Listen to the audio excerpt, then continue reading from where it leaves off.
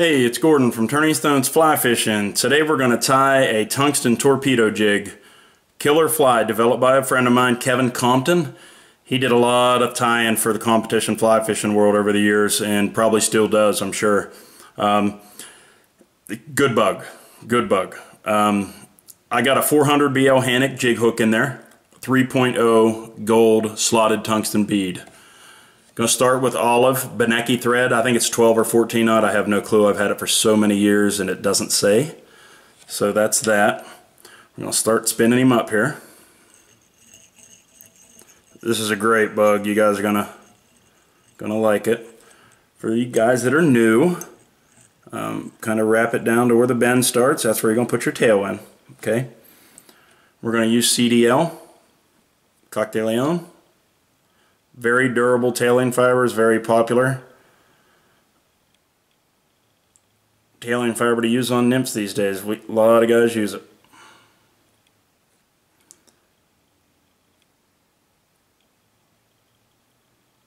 Okay, so you kind of gauge what you're looking for about the length of the shank, roughly, maybe a little less. I always do it, then I switch hands. Some people just kind of put it over top. Either way, whatever way you're comfortable. Then I do a loose wrap and then the thread tension brings it over. Okay, then I'm going to just wind this up. We're going to end up doing a tapered body anyway with the thread. This is just strictly a thread-bodied nymph. So, sliding it up there is not going to hurt a thing. Alright. Stuff's pretty tough, so it's not the easiest to rip off without doing damage to everything else. Okay. So there's that. Now we're going to use this. This is sulky sliver metallic. This black. That's going to be part of the rib. Then the other rib is going to be this gold. Small color wire, however you say that. Very small wire. And I actually ordered that from Kevin years ago. It's good stuff. So if you need it, look him up. So right now what I'm doing, I'm just getting that sulky and that gold wire to lay side by side, and I'm going to tie them in together. What you do with them later is the important part, but for now you can just tie them right in. Okay, so I got them prepped. I'm going to lay them up there, do a loose wrap, then slide them back, and then lock them in. They're in there. So now I'm going to hold them both with light tension and just do one wrap side by side all the way down. And usually I would go all the way down to where the tail starts, but I'm not going to go quite that far, maybe a wrap shy. And you're going to see why here in a moment. Because that gold wire is going to be trailing. So the black's going to go first. Then the gold will be right behind it. And you have to make sure you leave room for the gold to bite onto the hook or you'll be in trouble. Okay, so now all I'm doing is building a thread body taper. Just trying to build this up a little bit. And if you'll notice, once you start to see this taper happen like it's starting now, up here towards the bead, there'll be like a little gap I'm leaving in there, like a little ravine in there. And I'm leaving space for our dubbing collar at the end. See how it's starting to have a taper? But I'm not taking the taper all the way up to the bead, and what I'm talking about is this little gap right here. I'm leaving that just so there's room for the dub later. That's what I'm doing. Okay, so now I got the black in place to go first. So I'm going to drop that thread down in there, and I'm going to do a quick one-turn whip. That's just to hold it. I'm going to get my thread keeper, hold it over here, and I'm going to use the rotary feature. So I'm just going to hold this up above. Go nice and slow and try to make nice uniform ribs going up through there. Probably get at least 4 of them. That one there, back it up a little bit. There we go. Okay, now thread's on the keeper, so we're going to take it off. And I'm going to get that black sulky. I'm just going to let the thread hang there, and I'm going to wrap that sulky around it twice. It keeps tension and it's not going anywhere. That locks it down. Okay, so now we're going to cut that. Step 1. Quick nail, quick nail nut, yeah, alright. Yeah, buddy. Quick whip there. Now I'm going to get the gold. This is the part. If I'm going to mess up, or you probably mess up when you tie this, this will be it. Just go nice and slow. You want to make sure it wraps right behind that, because that's going to make a real nice segmentation. Kevin hit it out of the park when he tied this pattern. Like he said, it almost imitates, I think he says like a quill, but it really does. It gives it a nice ribbed look.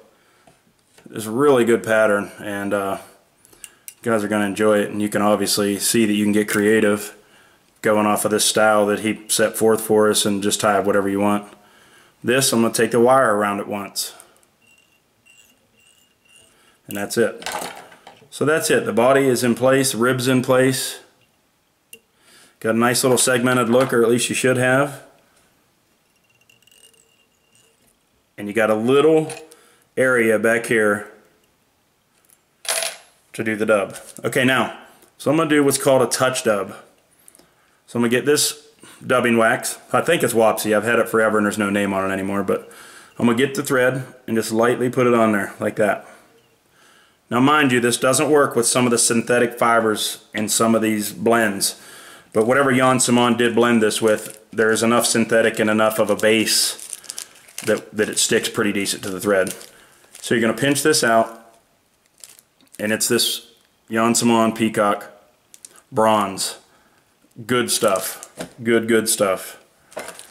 And we're going to lightly touch this on the thread. I don't think you can see it well with the way my camera sets up, but I'm going to pull it up and show you in a second. Okay, so you just kind of set it on there, and it looks like that.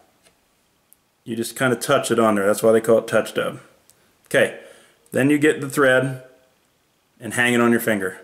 Then get your bobbin and just turn it, and it'll start spinning. And once you see that start spinning, I help it with my thumbs. What that does, that locks those fibers into the thread somehow, and it makes a really nice looking rope, which is exactly what you're looking for. See how that turns out? That's going to make that nice spiky collar we're looking for. A lot of guys do a dubbing loop. I don't really like to do them. These work good for me, so this is what I'm going to do. So I'm going to wrap this right behind the bead. Once I get a couple wraps, I'm going to preen everything, every wrap. I'm going to try to encourage everything to wrap back. And it did. Okay, so now that thread is locked up so tight, I'm going to take a couple spins the opposite direction, so that way when I do my whip, it's not going to break. Because it can happen. So right now I'm going to do the whip. Actually, I'm going to do one more wrap. I just want to make sure all that is... There you go.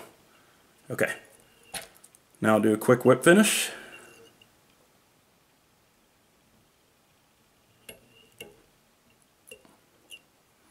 This fly slays them, folks.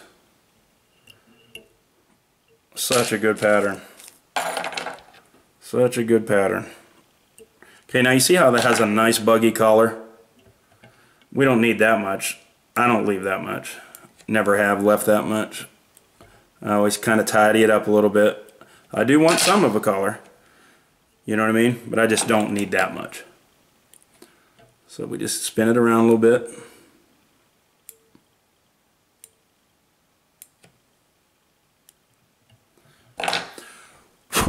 That's it. That is the Tungsten Torpedo. You're going to like it.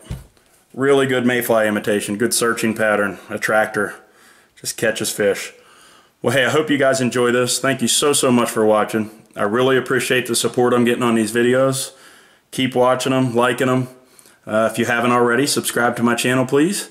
And I'll see you next time. Thanks for watching. Have a good day.